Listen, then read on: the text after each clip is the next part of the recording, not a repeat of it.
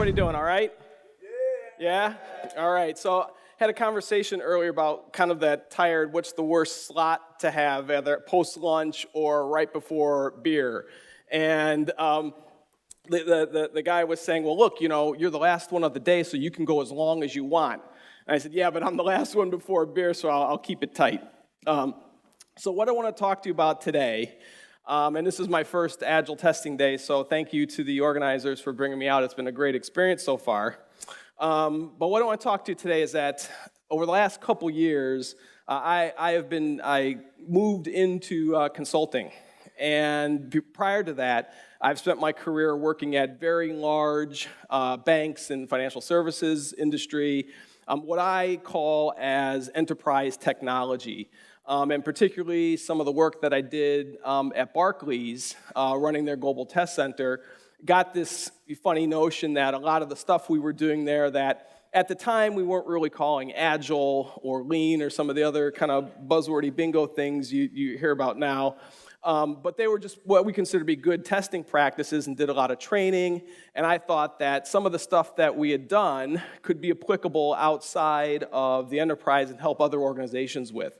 So I made the decision to get into consulting, and this is a journey that I've been on for the last couple years. So today that's what I want to talk to you about, how I've been helping spreading better ideas about testing in the enterprise.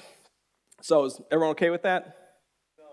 Yeah, it doesn't matter because I'm not doing any other talk, right? So, okay, so context is super important, right? Testing's all about context, and people are the biggest contributor to your context. And my context is what I refer to as enterprise technology, right? These are large, multinational firms, but primarily their business is not technology, but they're massive consumers of technology.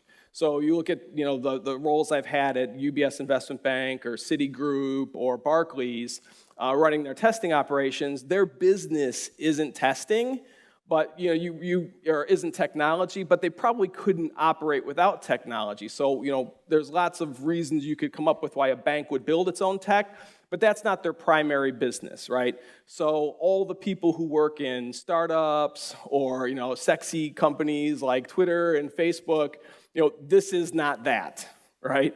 They're usually very large organizations that have been cobbled together over years. They're not, I call them a lot places where good ideas go to die, right? And so they try and do things. They're usually very, consulted. They have a lot of vendors, and they're trying to do new things. But they don't, like a company I've worked with the last couple years.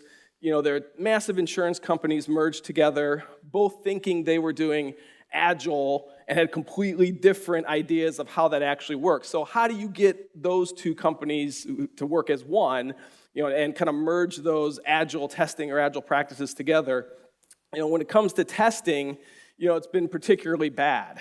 This isn't a happy story I'm going to be telling, right, Hub? So this is not going to be a happy story. But particularly in software testing, a lot of what they've done has been heavily outsourced. So you look at the big five vendors, all the ones that have set up, the dreaded testing center of excellence, right? So has anyone have been subjected to one of those before? Right, so it's a giant offshore black box that, you kind of put stuff in and tested things come out the other side, right? These are large organizations that have spent a lot of money on that. So testing has been heavily outsourced. Also it's been heavily commoditized, meaning it's basically a numbers game. I still see test reports that are just lists of bugs found, how many open bugs, how many test cases we've run, the dreaded pass-fail ratios. That stuff is still really alive and kicking in a lot of organizations. And they've been victim to a lot of really bad practices over the years. So these are the folks that, I thought I could get out and help because we'd had some success with that in the past, do better testing. So I'm going to go through a couple disclaimers now because I feel like when everyone gets asked to get up on stage, there's a assumption that they know what they're talking about. And I used to put this slide up. I've spoken at a lot of conferences, and I used to put this slide up. Do you ever know who that is, Daniel Kahneman? Yeah, if you haven't read Thinking Fast and Slow, you absolutely should. It's a great book. He's a Nobel Prize-winning economist, but he wrote about a book about how your brain works, essentially, and how people make decisions, and it's a lot of good stuff in there for testers. But I put this slide into my kind of a standard disclaimer a couple years ago about a specific individual I used to poke fun of.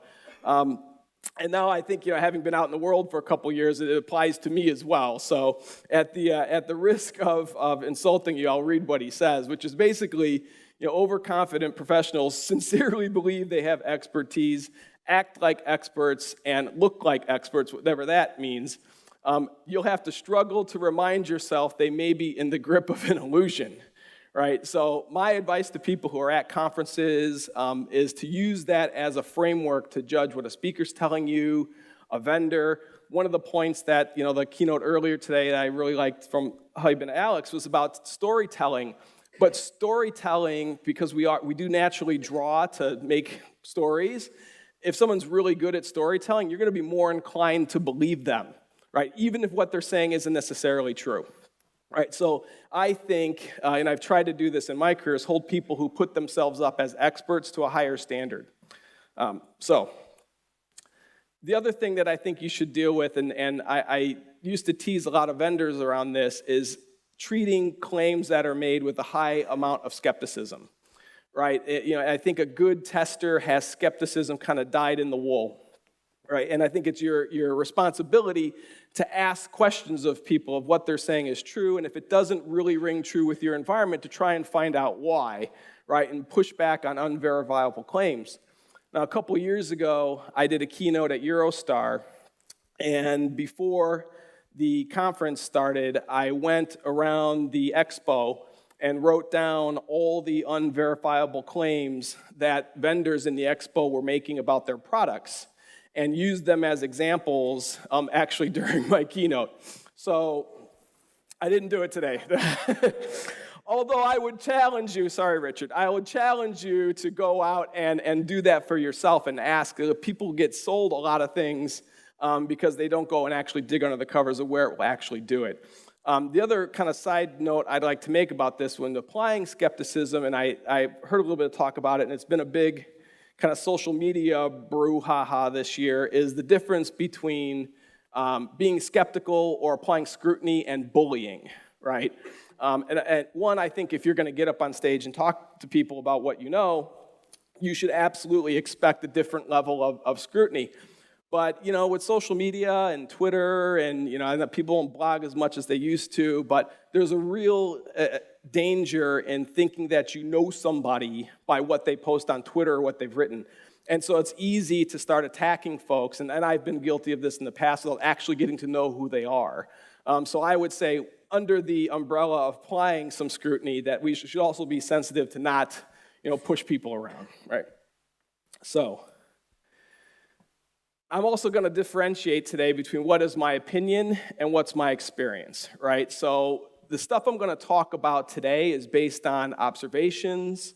There's no science around it, is what I'm trying to say. It's stuff that I've seen, conversations I've had, of common themes that I've seen time and time again with enterprise tech that are issues that still aren't really being resolved through the industry or through how we're applying practices. But these are my opinion, and I'll get to later about what I view as in my experience is how to fix those problems. But with people, and I use this a lot when I interview testers, kind of the interchanging of I and we and what they've done in their work. The same thing with experience and opinion.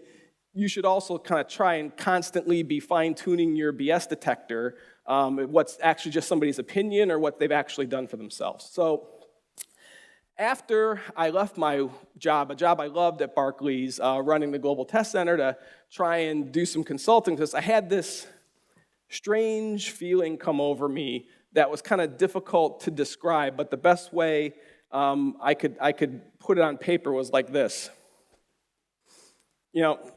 Has anyone ever felt like that? Thank you for raising your hand. It's not, when you get out in the world, and and particularly when you've run large organizations, I refer to it as the uranium depleted skull syndrome, right? Where, particularly when you're comping people to do things you want them to do, it's generally in their interest to do those things. So it's hard to, people are constantly filtering information to you that things are working or that they're the good ideas, when in actuality, they might not always be that way, but they're trying to curry favor, or particularly when you're signing their bonus checks, trying doing things that will get you to be happier about their work. So, and I didn't think foolishly, I thought I was immune to that because I was surrounding myself with people who challenged me, and which is just not the case entirely. So you get out and you start talking to other folks about stuff, and we're like, well, why aren't you just doing it this way? Well, there's a whole story for why things aren't working in this environment. We say a lot in this business about eating your own dog food, but when you are the one supplying the dog food and you're paying people to eat it, it's sometimes hard to get an unbiased review of how well it actually tastes. Confirmation bias is super powerful influence in trying out new ideas. And so I would encourage, just like doing this for me today, get out of your bubble a little bit. Go to some different conferences, meet some new people, challenge what your thoughts are about that, because it's very easy to get stuck in where you are. So this wasn't really a lesson. This was maybe more of a realization that taking new ideas to new places is not going to be as simple as I thought it was going to be.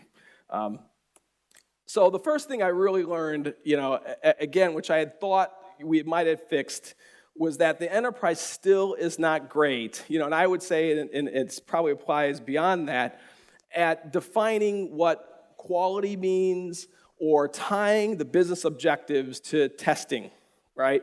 And what I mean by that is, testing is an information-based science, right? And we should have a reason for why we're testing. We should test to learn something. And I've done about a dozen or so large test process improvement engagements over the last couple of years, some of them doing, under the guise of an Agile transition. And there's some common themes that I've seen with folks that they're not getting the either core principles or still having a hard time doing this. And one of the big things, and I think, as an industry, was just talking to Ash about this earlier today, is that a lot of folks still look at test automation as just as the means to the end, right? And I'm probably going to get hate or flame tweeted, over the internet for saying this now, but you have to be able to talk about some of the pitfalls of automation or problems without being tagged as a Luddite, right? I mean, there's lots of organizations that throw money down the automation hole, and I've worked with a lot of them that because they're not tied to some kind of purpose, they spend a lot of money on tools, and that business particularly is overrun with either vendors or consultants who, as Michael Bolton describes, have just kind of pure tool fetishes, right? And that's a big problem. I was working with a hedge fund last year, and I talked to the CIO, and he had a whole team of people out in India building him an automation framework. And he said to me specifically, he said, Keith, I want you to go take a look at what these guys are doing, but I absolutely don't want a massive regression pack that just keeps growing and growing and growing, and I want to know that what they're doing is actually pointed. So of course, talk to the folks, do a review, talk to the engineers, and what were they doing? The only algorithm they were using to decide whether or not they were automating a test was if they could. So of course, it's this massive automated regression pack, that just kept growing and growing. And so, when we talked to them, I said, well, what would happen if you stopped running this? And the engineers, they, at the risk of dating myself, that RCA dog, like, oh, what do you mean if we stopped running it? Like, what are you learning from running this pack again and again and again? If it's just about safety, how are you articulating that? And organizations, spend a lot of money on this stuff and aren't getting value from it. The other problem that I've seen consistently is that in the business, and I've been a pretty vocal critic of a lot of vendors, is that, and I've got one I'm kind of trolling on the internet right now, that they keep pushing this paper out about bug-free software, right?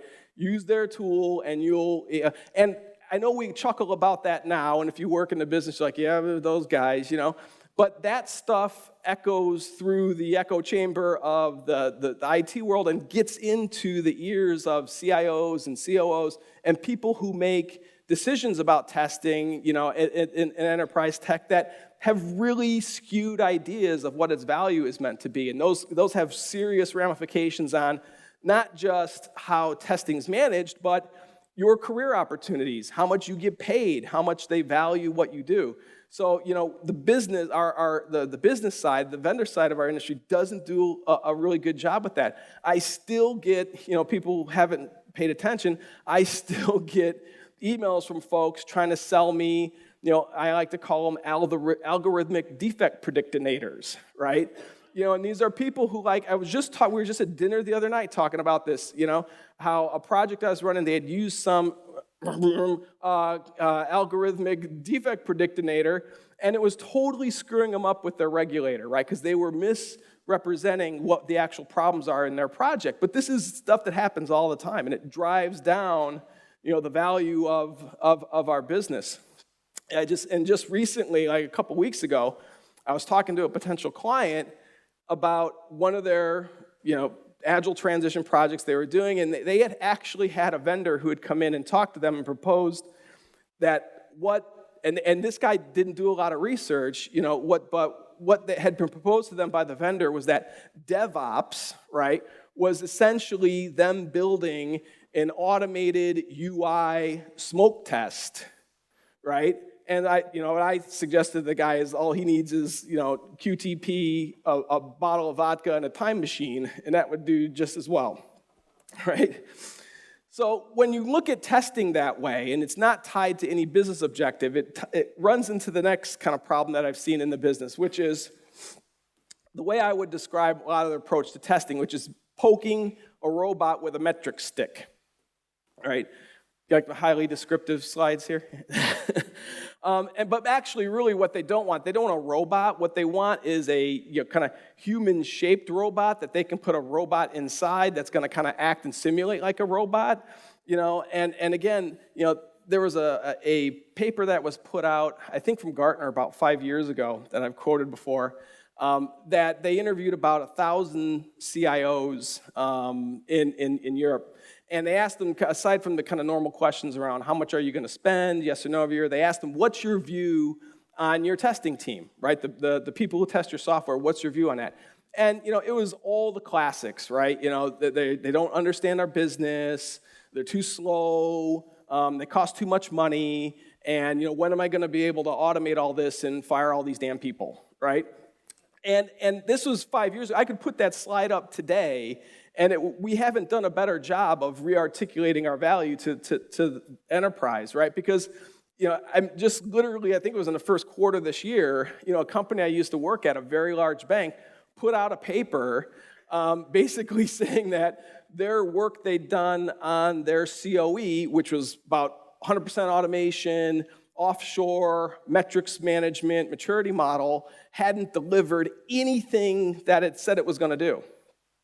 And so what their solution was is they were doubling down on all of it. What they needed was different automation, new metrics, and a cheaper location. And this is happening today. There was a presentation paper put out by, again, one of the big 5 consulting industries or consulting vendors that, how to agile up your testing team.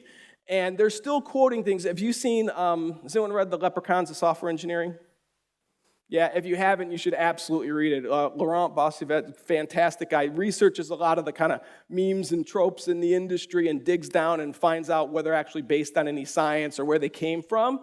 You should absolutely read it. And one of the things that he debunks is, the kind of classic hockey stick of, bugs cost more to fix in production the longer we let them go, right? Who hasn't put that in some kind of slide to justify their existence as a tester, right? Well, there's no science behind any of that. There's nothing, and he does a much better job of describing that.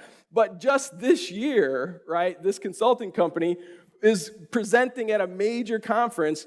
I'm just going to quote it. Finding defects is 40% more expensive to find them in production than in requirements, right?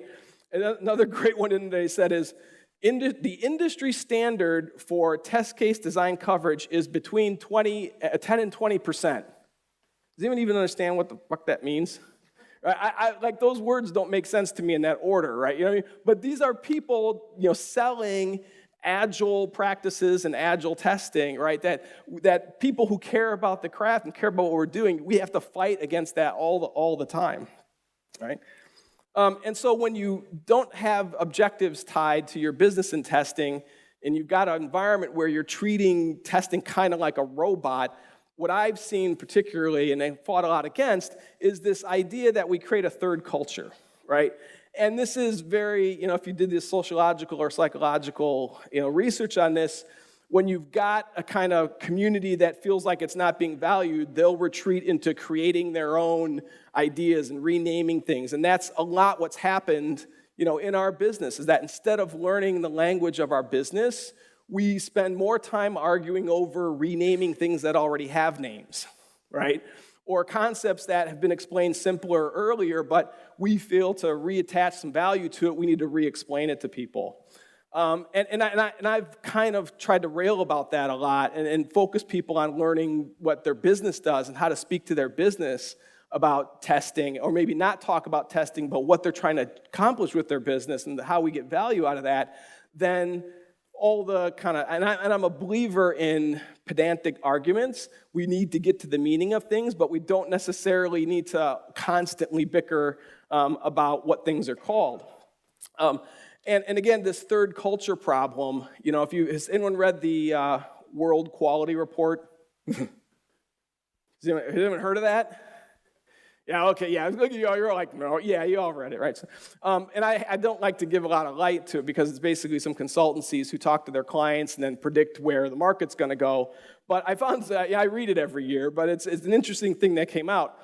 This idea of this third culture, that the way they were describing enterprise technology, which is kind of closely, related to how I describe it, that 50% of the enterprises use a test center of excellence, right? So they have a black-boxed testing center that's either split between onshore, offshore, or primarily offshore. But, most of them, over 50% of them, want to transition to Agile, right? Whatever that means. There's lots of ideas about what Agile means.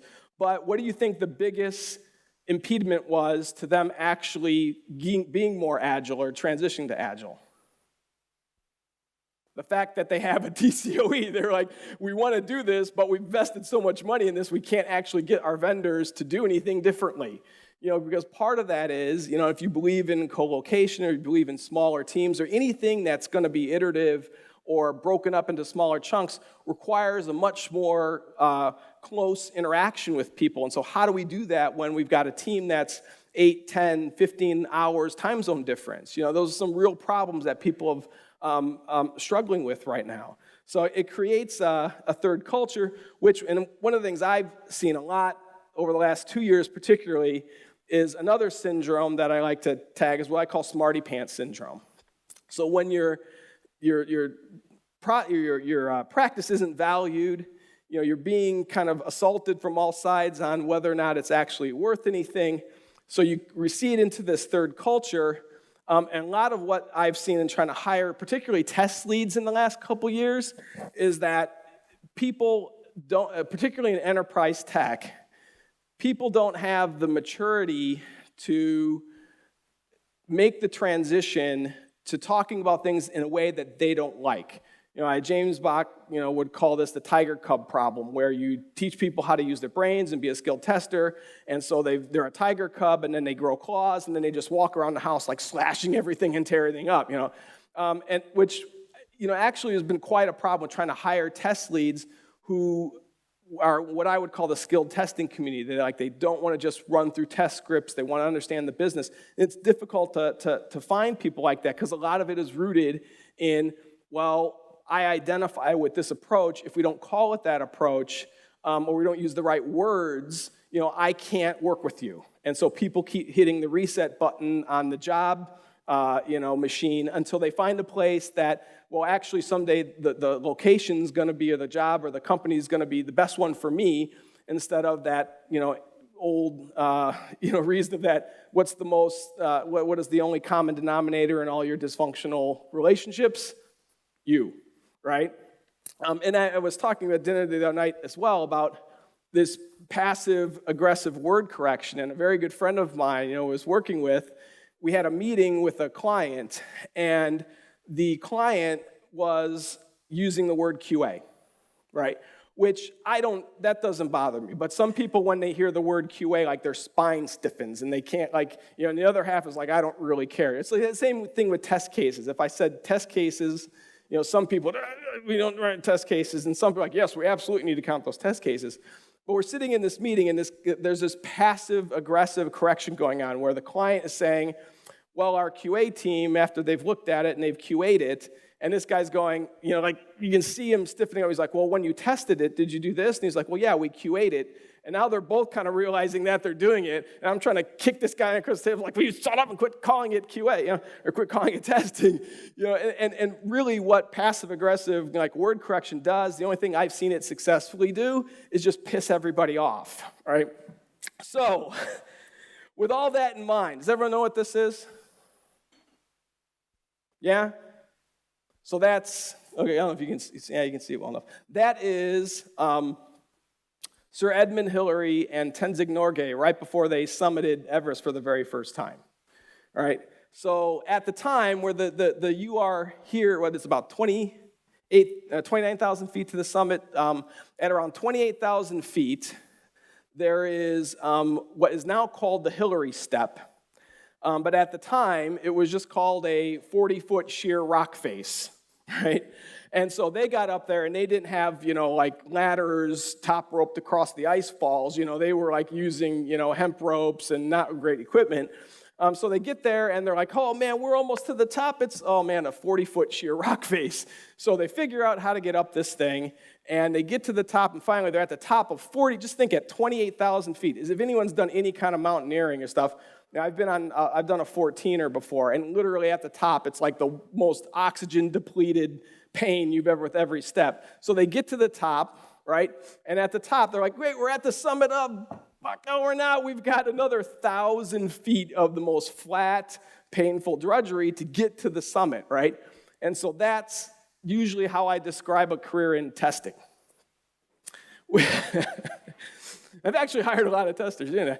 But because and I used to use this to apply to starting a career in testing and what it's going to be like. But I think it's kind of a larger, meme for our industry as well, where you go through long periods of building and you think you've gotten somewhere, and then suddenly the technology changes, right? Or wait a minute, we're not, I should be learning Python now. I thought I was supposed to be learning C. And we shift so much, that you get to the point where, this is where I think we are now, where we've got another little rock climb, and then we'll get to the next kind of 1,000 feet of drudgery. So, with that in mind, what do I think are some of the things we could do to try to fix some of this stuff? Because ultimately, that's what we're trying to do, right? Is help people get better at what they're doing and get more value out of their testing practices. So, you ready for it?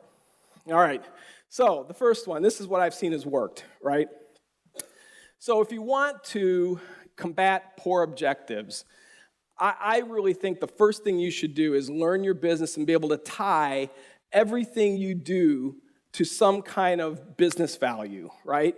And if you aren't doing that, right, if you can't draw a direct line for why you're testing something and how you're testing it, I think you're doing it wrong. Right? Testing is an information-based science, and we should be learning something about the app. We should be learning something about the business that we can relate to them so people can make decisions on that. We need to use that as a lens to constantly refine why you're working on things or the approach that you're using, right? Another great idea for getting test information is, particularly if you work in enterprise, which is probably a publicly traded company, and I can't remember the gentleman who gave me this advice years ago. I wish I could because I would give him the credit for it. Instead, I'll take it right now, which is you can pull, if you're a publicly traded company, particularly in the U.S., little yank bias there, is pull their Form 10K, right, which is a form that your business has to fill out every year and submit to the SEC. It's publicly available, and what a Form 10K is essentially all their business objectives, their risks, their competitors, all the things they're worried about in the market, which is literally like a treasure trove of test ideas, right? And the other advice that this guy gave me was that if you work, and sometimes they're available for privately traded companies or private companies, is that your CFO, right, who we ultimately all work for, the chief financial officer, will give either a quarterly, monthly, sometimes biannual report to their investors, shareholders, the media, and a lot of times for big companies, they're publicly traded. So listen to that call, and then the media, analysts, all sorts of folks get to ask him questions or her questions, right? Figure out how to help answer those questions through testing, and you are going to endear yourself to the organization greatly, because these are real risks that the business are worried about, or analysts are asking them questions about. Figure out how to validate that for them is a great idea to immediately increase the value of your testing. The other thing I like to do, and I used to do this at Barclays, we used to do this occasionally, is I'd walk into the room and I would call it the critical defect test, right? So if you can't stand up, if your CEO or CIO or whoever walked in the room and asked you what was the last critical defect you found and what its impact would have been to the business had it gotten in production, right? Do it right now. You don't have to do it right now.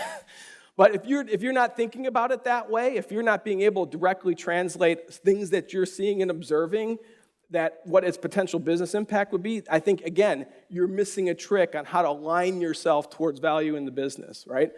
Testing is a service, right? But it's not a servant. And this is I probably a little bit, askew with some of the larger Agile community is that, everybody wants to get a product out, but some folks' job in testing is to be objective about the reality or the potential outcome or repercussions of putting that out. And so you can be skeptical and push back on releases as a tester and still have the same objective of getting a product out, right? And a lot of people think, and I've had some arguments with the folks that, trying to be skeptical or objective about the reality of the state of the release is not actually pulling for the release to get put out. But I think it is. So the other thing that if you haven't read this book, Rethinking Expertise, do people know who Harry Collins is? Some folks might know who he is. There's another fantastic book that he wrote with a guy named Michael Gorman called Trading Zones and Interactional Expertise. And again, at the risk of insulting you, I'll read what it is. Interactional expertise is expertise in the language of a specialization in the absence of expertise in its practice. So I can talk to sales traders in an investment bank, but I'm not a sales trader, right? And that helps you develop empathetic perspectives for how people are doing their work, right? And this book about trading zones is basically how you interact with people while using interactional expertise. It's more important for you to learn the language of your business and your projects than it is for them to adopt your testing terminology, right? I think is super important as well, because the other piece of this to me is that, and if there's been anything that's been, I think, one of the banes of our industry or has driven down our value proposition is that test management is looked at as an operational role, right? I mean, I had hundreds and hundreds of testers working for me at Barclays, and I only had 5 direct reports, and I still required those folks to test, maybe not 80%, but close to that. But I also put in that category as being hands-on testing, things like pair testing, right? Mentoring people, sitting down next to them. One of the clients I worked with last year, most of their experienced folks were spent, and there's a great exercise you can do by putting your time in buckets. Most of their time was spent doing reporting, metrics management, and attending meetings when they were the ones that had the most deepest system knowledge and it could be finding a lot of issues or helping guide other testers, right?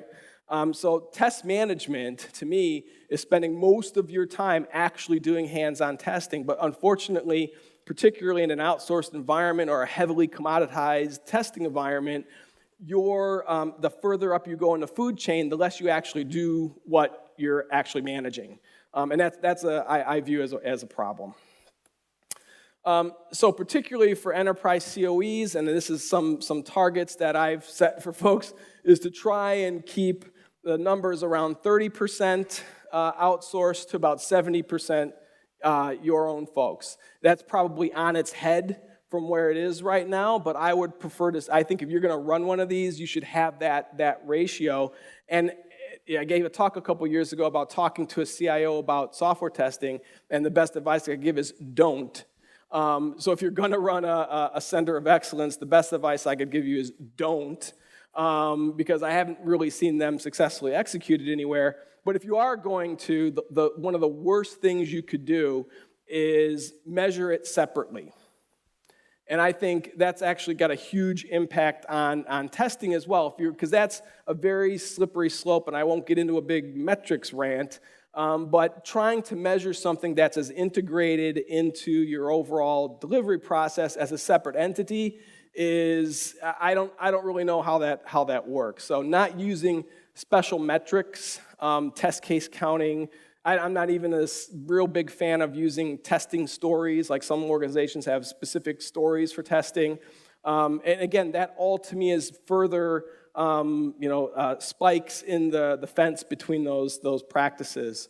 And another thing that I would highly recommend is, obviously managing things as one team, but not having vendor management in your actual COE. When I was at Barclays, I went through great pains to not even allow the vendor management in our COE, even though it was on their site, if my folks weren't there, right?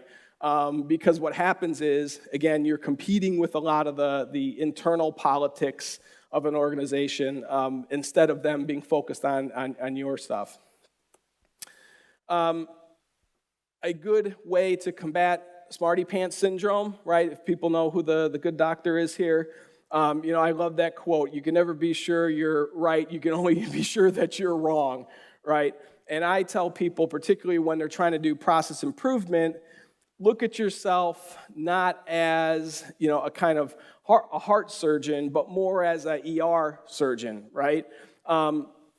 They're coming in, if people are already sick when they come in. They don't need to be told they're not using the right words as soon as you're trying to help them get better at what they're doing.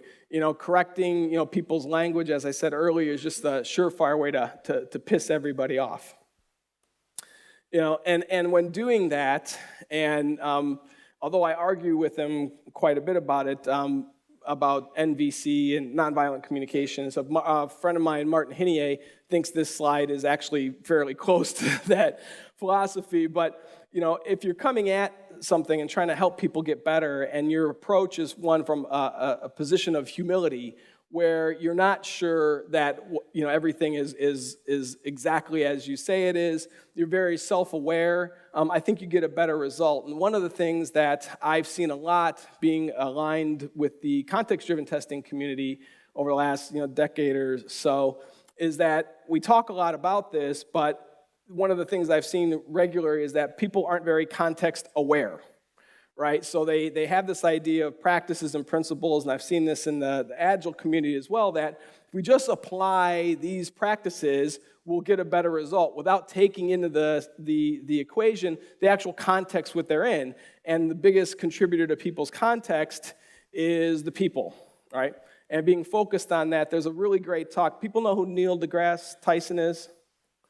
Yeah, he's like astronomer, the head of the Hayden Planetarium in the U.S. Fantastic guy, and he gave this talk about what he calls the cosmic perspective.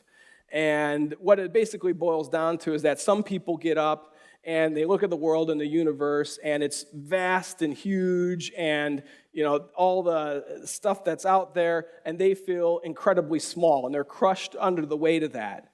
And have a hard time, because we want to define and understand boundaries in our world, have a hard time navigating something like testing which is, instead of feeling small by that, they should feel incredibly empowered that they're connected to all this stuff. And that's, I kind of feel about software testing is that, yeah, there's lots around the mathematical impossibility of complete testing, that if you look at that and like what we're asked to do on a regular basis, is kind of understand, ambiguous ideas and try and apply some concrete principles to that, it can make you feel really small, but at the same time should make you feel incredibly connected to everything. So with that, my last advice I give to folks is manage your own expectations, and after, being in this business for a long time, I wrote an article, I think it was this year, might have been last year, for Testing Trapeze, which is a really great online magazine. Katrina Kolke, am I right, runs that. And I wrote it was kind of a bit of an epiphany about being in testing and focusing on that for me for a long time, because I get very frustrated by the business, if you couldn't tell, and the way it gets positioned with the vendors. And to me, it was kind of a bit of a coming home around, the reason why it's hard is because it's so hard.